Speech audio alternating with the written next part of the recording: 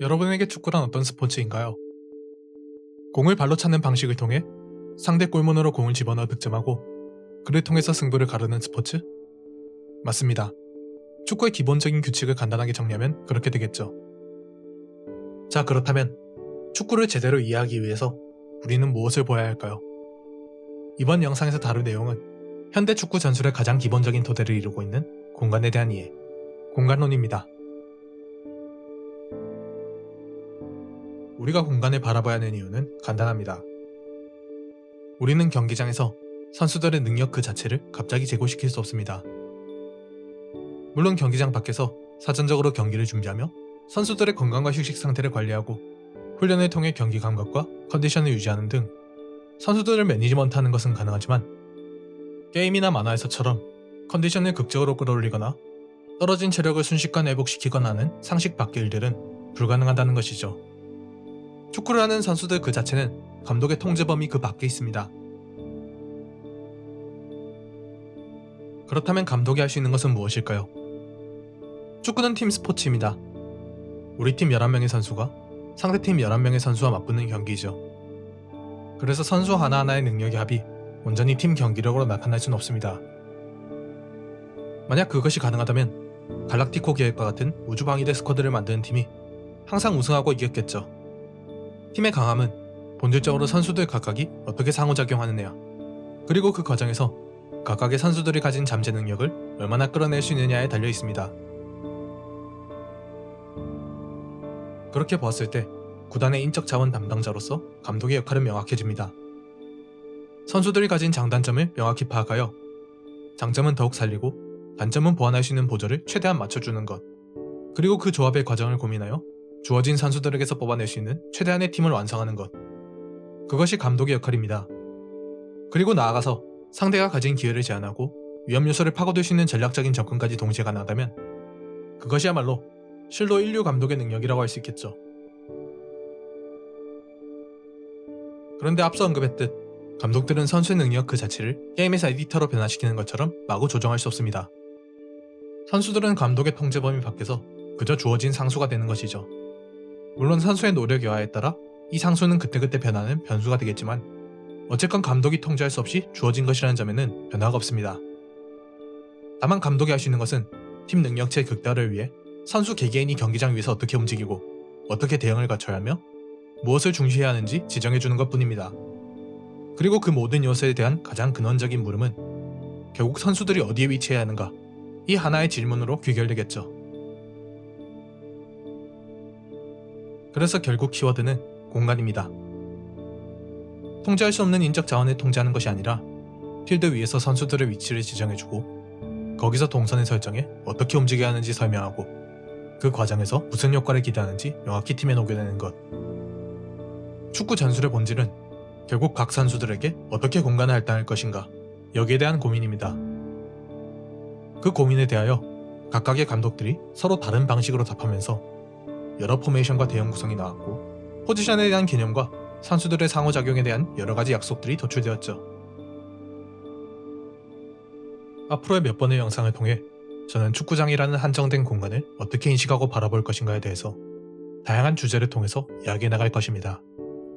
기초적인 기하학적 이해에서부터 시작해서 상대적 공간과 채널 개념에 대한 이해로 그 이해 범주를 확장해 나갈 것이며 나아가 공간론의 관점에서 현대 축구 전술의 가장 기초적인 구성 방식들이 어떻게 도출되어 왔는지 제 나름대로의 분석을 제공할 것입니다. 이번 영상은 그러한 분석의 인트로이며 본격적인 공간론을 다루기 앞서 공간에 대한 개념을 정의하고 약속하는 차원의 영상입니다.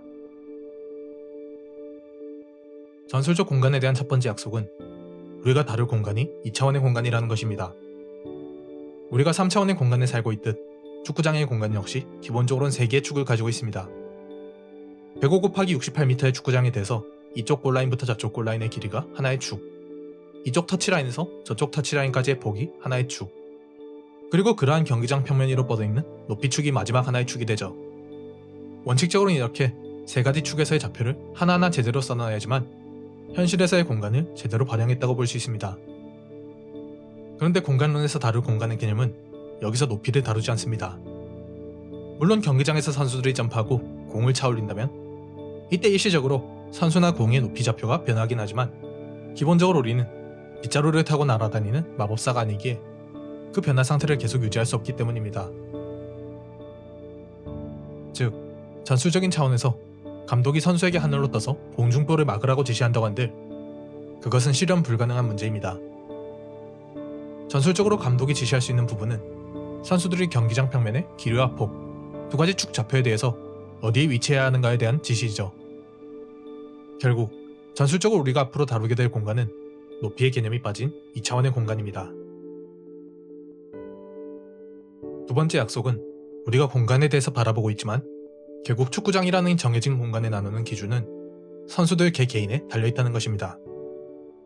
우리는 선수들의 움직임을 규명하고 더 나은 방향을 찾기 위해 공간을 바라보지만 반대로 공간은 그 자체로 그저 중립적으로 존재할 뿐 특별한 기능을 하지 않습니다.